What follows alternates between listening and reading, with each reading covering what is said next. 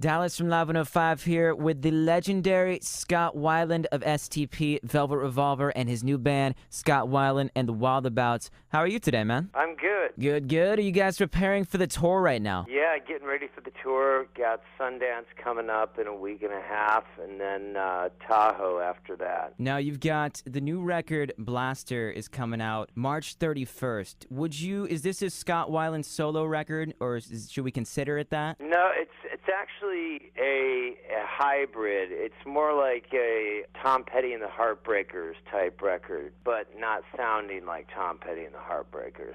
But that's kind of what it is. It's like I'm a Wildabout, but my name fronts the band, and so I wanted a hybrid. I didn't want to make a solo album.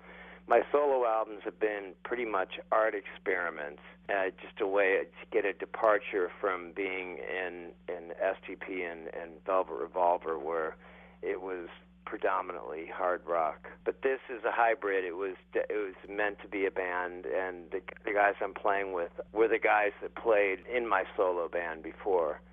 But we're a 5-piece, and we're a 4-piece now. We wanted to make the sound have more space between the notes, just make it kind of simplify it and make each part count. Now, you've been touring with the Wildabouts for a long time, and last year people sort of got a preview of what some of the songs on Blaster would sound like. But earlier this week, we finally got a studio version of White Lightning, and to me it sounds like it's crunchy. I would even use the word sludgy sometimes to describe it. It doesn't seem overproduced at all.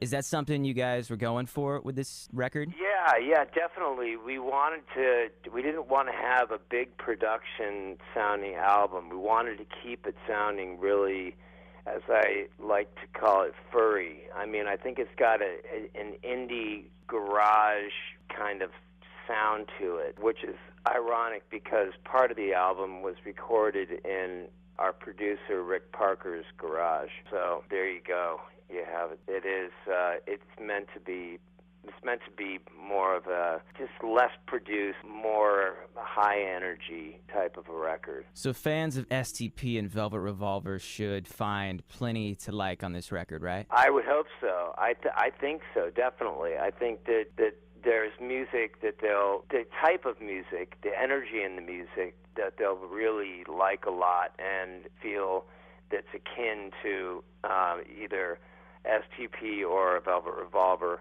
Yet it's different enough where I think we'll get a new audience as well. You got a couple of cover songs on the record. You cover T-Rex and Bowie. In live shows, like over the past couple years, you guys have covered anything from Jane's Addiction to the Libertines. In the upcoming tour, are there going to be a lot of cover songs worked in, but mostly focused on Blaster? There'll be a couple cover songs. Gene Genie is not actually going to be on the actual album, but 20th Century Boy is. Gene Genie's like an extra bonus track. But yeah, we'll be doing Gene Genie and 20th Century Boy live, and then if we, sometimes pull out Roadhouse Blues. Nice. Like we always have. But we will be focusing on Blaster and still be playing some songs from STP, probably 3 songs a show. Okay, so there's a lot going on in a Scott Weiland and the Wildabouts set. Now, for us here in the Bay Area, it's pretty exciting that the last date on your tour at the moment happens at Bottle Rock Napa 2015. Now, you're a California guy, so do you have any Bay Area memories over these past, 20 years? Yeah, well, my father lived in the Bay Area, and my grandparents lived in the Bay Area, and so I would spend my summers in San Jose and spend a lot of time in San Francisco, and so from the age of about 5 or 6 until I was 14, I used to spend my summers there. Now, this is going to be your first time playing Bottle Rock Napa? Yes, it is. You've got some good company this year, no doubt. Robert Plant from Led Zeppelin going to be there. Very good company. It's a great bill. We'll see you in the wine country at the end of May. And remember, Scott Weiland and the Wildabouts' debut album, Blaster, it drops on March 31st. That's right, March 31st. Thanks for taking the time to talk to me today, Scott. We will see you in May. Thank you.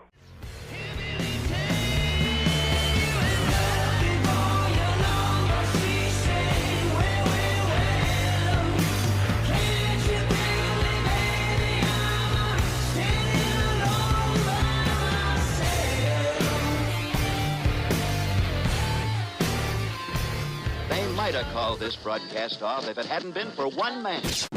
Dallas on Live 105.